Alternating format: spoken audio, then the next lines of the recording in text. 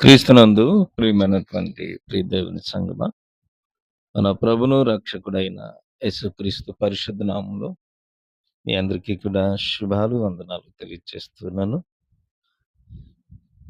దేవుడు మిమ్మును మీ కుటుంబాలను దీవించును గాక.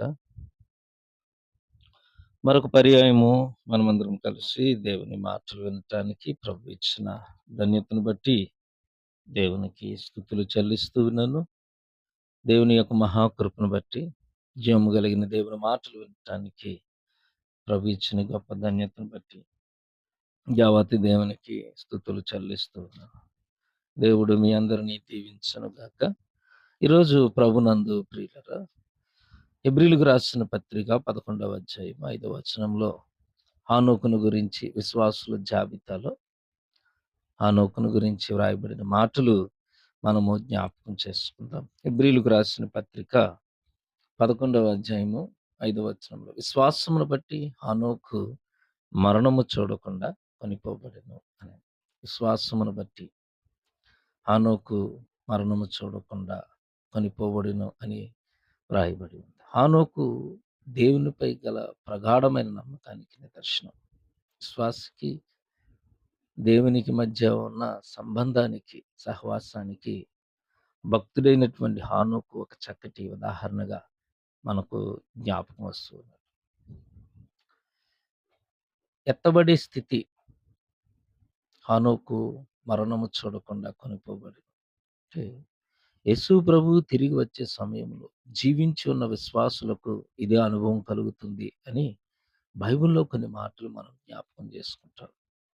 హానోకు జీవితం గురించిన ఒక పరిశీలన మనము చేస్తూ ఉన్నప్పుడు, సుదీర్ఘ జీవిత కాలం జీవించిన హానోకు, అంటే ఆయన గారి యొక్క వయసు దాదాపు 300 ఏండ్లు దేవునితో నడిచాడు అని ఆదికాండం 5వ అధ్యాయం 23లో రాయబడిన మాటలు. హానోకు దినములన్నీ 360 ఏండ్లు. జలప్రళయానికి ముందు ఉన్న మనుషులు అసాధారణంగా సుదీర్ఘమైన జీవిత కాలాన్ని జీవించారు. కారణం, జలప్రళయానికి ముందు ఉన్న ప్రపంచం పూర్తిగా భిన్నమైనది. అంటే ఈనాడు ఉన్నటువంటి పరిస్థితులు కాదు. నోవాహు జలప్రళయానికి ముందు భూమి ఆకాశ తూములలో ఉన్న విస్తార జలము అనే అద్భుతమైన నీటి పొర ద్వారా సంరక్షించబడింది. అందువలన సూర్యుని యొక్క అతి నీలోహిత కిరణాలు పూర్తిగా వడపోత జరిగి ప్రజలు దీర్ఘకాలం జీవించుటకు కావలసిన వాతావరణ పరిస్థితులు ఎక్కువ ఉన్నాయి. అయితే పాప ప్రభావ కారణంగా వాతావరణంలో మార్పులు జరిగి భక్తిహీనత ప్రవహించి జనుల ఆయుష్ తగ్గిపోయింది. జలప్రళయం తరువాత ఆకాశ తూములలో ఉన్న నీరు దాదాపు ఖాళీ చేయబడి అది కేవలం నీరు లేని ఓజోన్ పొరగా మాత్రమే. అయితే సూర్యుని యొక్క అతి నీలోహిత కిరణాలను పూర్తిగా వడపోత చేయలేని కారణంగా ప్రజల జీవిత కాల పరిమితి క్రమేణా తగ్గిపోయింది. ఇది మరి కొంతమంది సైంటిఫిక్ రీజన్స్‌తో తెలియచేస్తున్నటువంటి మాటలు. అయితే జ్ఞాని అయినటువంటి సొలొమోను సామెతల గ్రంథం 10వ అధ్యాయం 27వ వచనంలో ఈ రీతిగా తెలియచేస్తారు. భక్తిహీనుల ఆయుష్ తక్కువైపోవును అని. అవి నెమ్మది లేని శాపకరమైన రోజులు. ఆదికాండం 5వ అధ్యాయం 28, 29 వచనాల్లో మనం చదువుకుంటే అక్కడ రాయబడినటువంటి మాటలు మీ కొరకు నేను చదివి వినిపిస్తాను. ఆదికాండము 5వ అధ్యాయము 28 నుండి ఈ రీతిగా రాయబడి ఉంది. లెమెకు 182 ఏండ్లు బ్రతికి ఒక కుమారుని కని, భూమిని యెహోవా శపించినందువలన కలిగిన మన చేతుల కష్టము విషయములలో, మన పని విషయములను ఇతడు మనకు నెమ్మది కలుగజేయుననుకుని అతనికి నోవాహు పేరు పెట్టాడు. నెమ్మది లేని రోజులు. మనము గమనిస్తే నెమ్మది లేని రోజుల్లో హానోకు జన్మించాడు. నెమ్మది అనేది ఎరుగని దినములలో జనులు ఉన్నట్లు మనం ఈ వచనం ద్వారా తెలుసుకోవచ్చు. లెమెకు ఒక కుమారుని కని, ఇతడు మనకు నెమ్మది కలుగు చేస్తాడు అని అనుకుని నోవాహు అని పేరు పెట్టారు. నోవాహు అంటే మాటకు అర్థము నెమ్మది అని. నెమ్మది. నోవాహు జన్మించేంత వరకు భూమి మీద నెమ్మది లేదు. అంటే హానోకు దేవునితో నడుస్తున్న రోజుల్లో అనగా 300 సంవత్సరములు పనిలో నెమ్మది లేదు. భూమి శపించబడి ఉంది. చేతుల కష్టం ఎక్కువగా ఉంది. అందులో నెమ్మది లేదు. పూర్తిగా అవి శాపకరమైన రోజులు.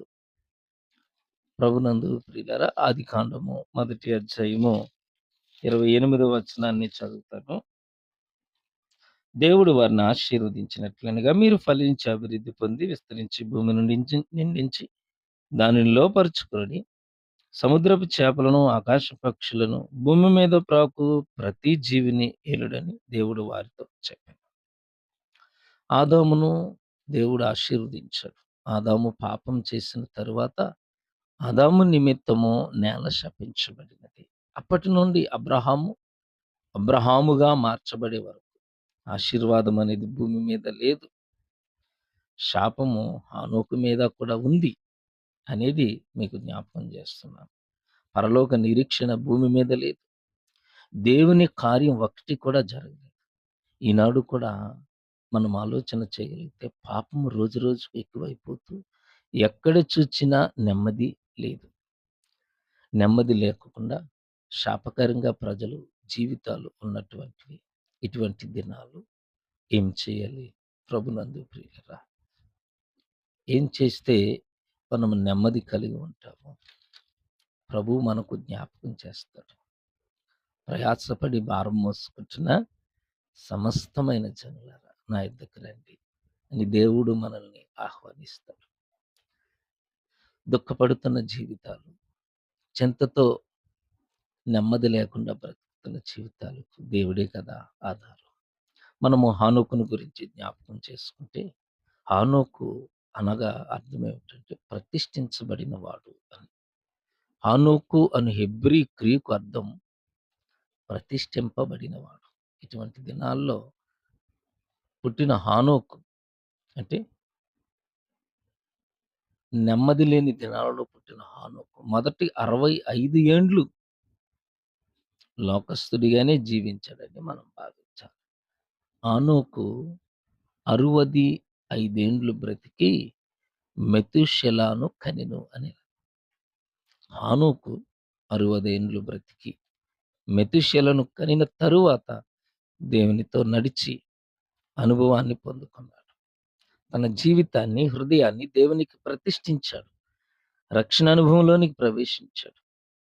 హానోకు ఇటువంటి పరిస్థితుల్లో లోకమును చూడకుండా, ఒక్క దినము ప్రభువుని విడవకుండా దేవునితో నడవటానికి ప్రతిష్ఠించబడ్డాడు. తనకు భార్య పిల్లలున్నారు. చేతులతో కష్టం చేస్తున్నాడు.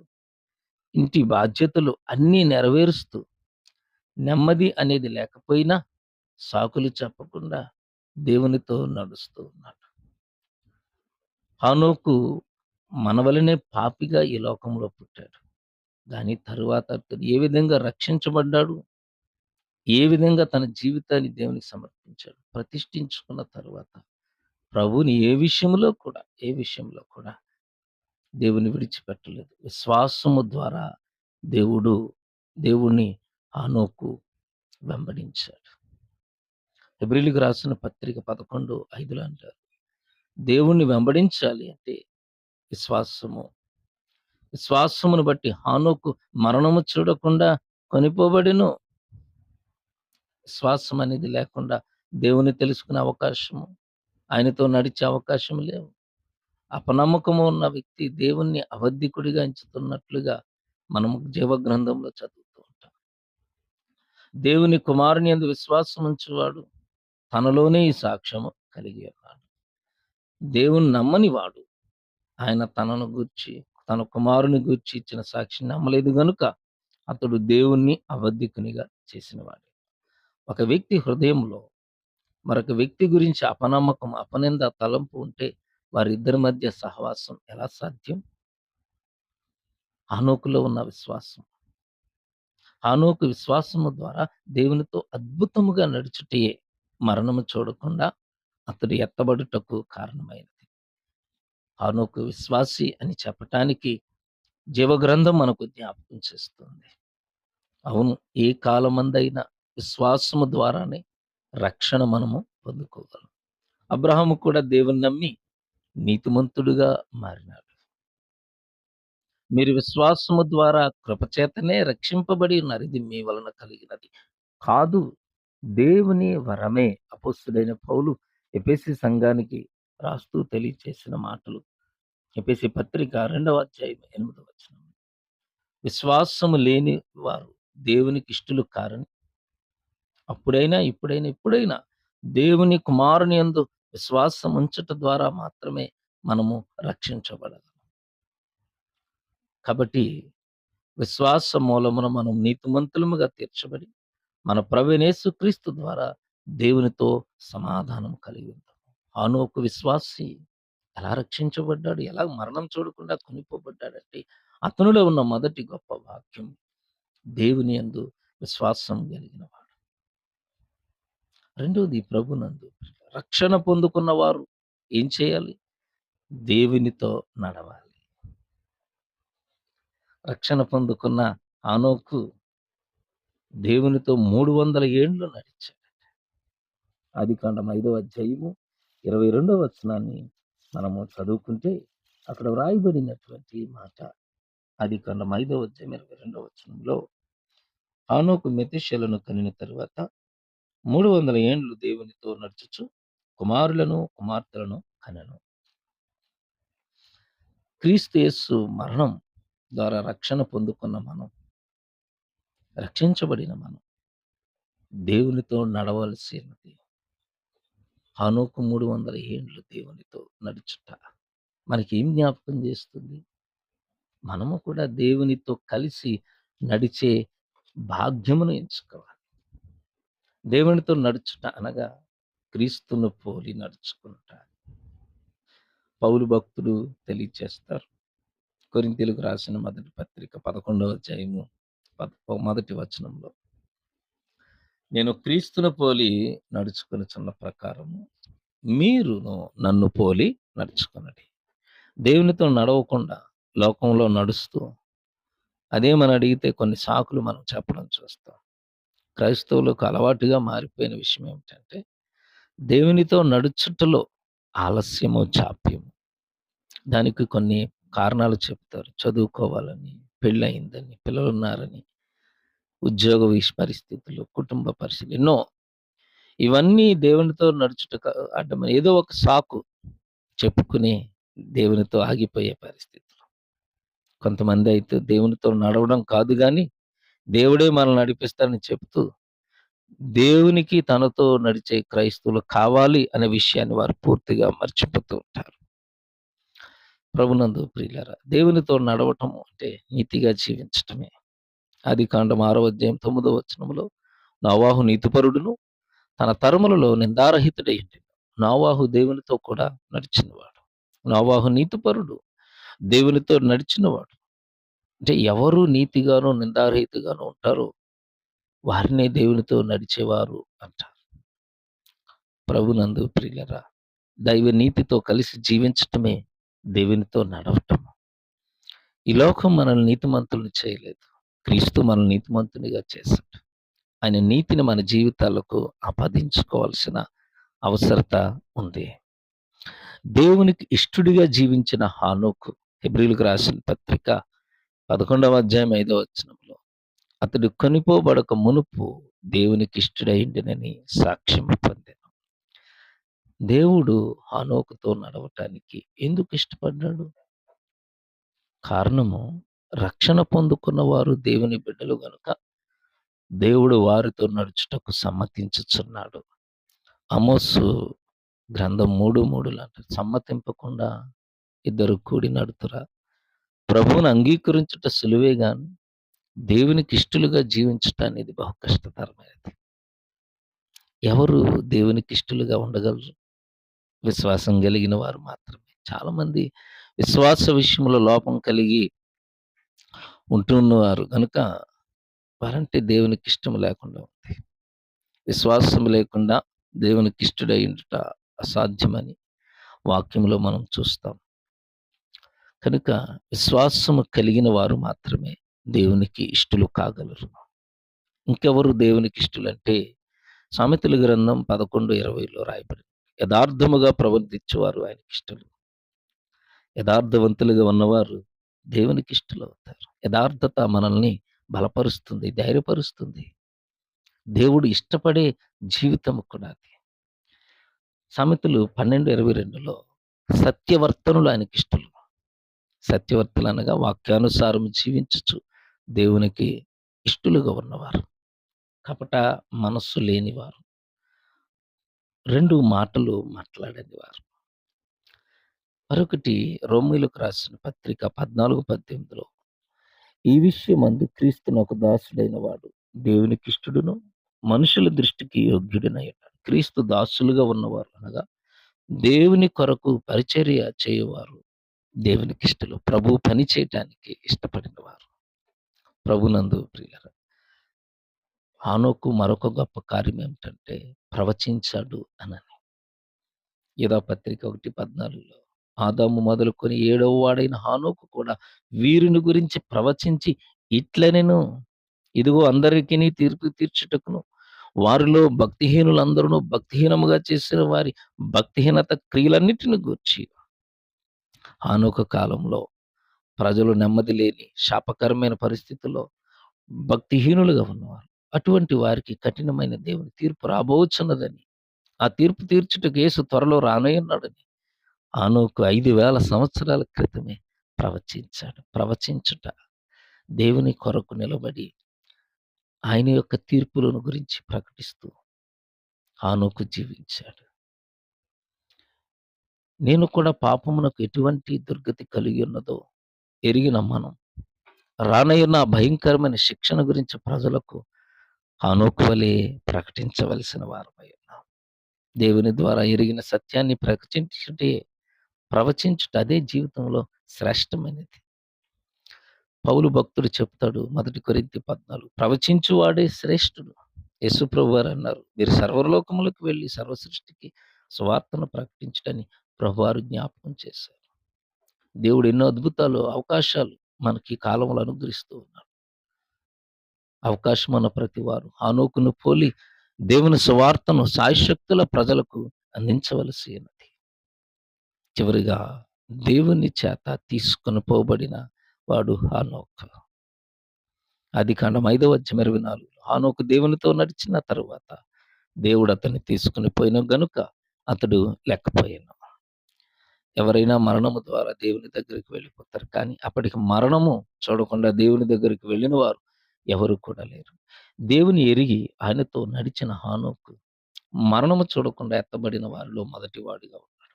ఆ తరువాత ఏలీయా గారు కూడా సుడిగాలి చేత దేవుని దగ్గరికి ఎత్తబడ్డాడు. ఇది రాకడ కాలంలో జరుగు సంభవాన్ని జ్ఞాపకం చేస్తుంది. ఆయనను ఎరిగిన వారు హానోకు మాదిరిగానే ఎత్తబడబోచున్నారు. దశలోనికీయులకు రాసిన మొదటి పత్రిక 4వ అధ్యాయంలో ఆ మీదట సజీవులమై నిలిచిండు మనము వారితో కూడా ఏకముగా ప్రభుని ఎదుర్కొనుటకు ఆకాశ మండలమునకు మేఘముల మీద కొనిపోబడుదుము. కాగా మనము సదాకాలము ప్రభువుతో కూడా ఉంటాం. అయితే ప్రభువుని ఎరుగని కొంతమంది ఎత్తబడకుండా ఈ భూమి పైన మిగిలి ఉన్నారు. వారి కొరకు 7 ఏండ్ల శ్రమ కాచుకొని ఉన్నది. అయితే విశ్వాసం ద్వారా రక్షణ పొందుకుని ప్రభుతో నడిచిన వారు హానోకును పోలి ప్రభుతో సదాకాలము సౌఖ్య సంతోషాలతో నుండుకు కొనిపోబడతాము.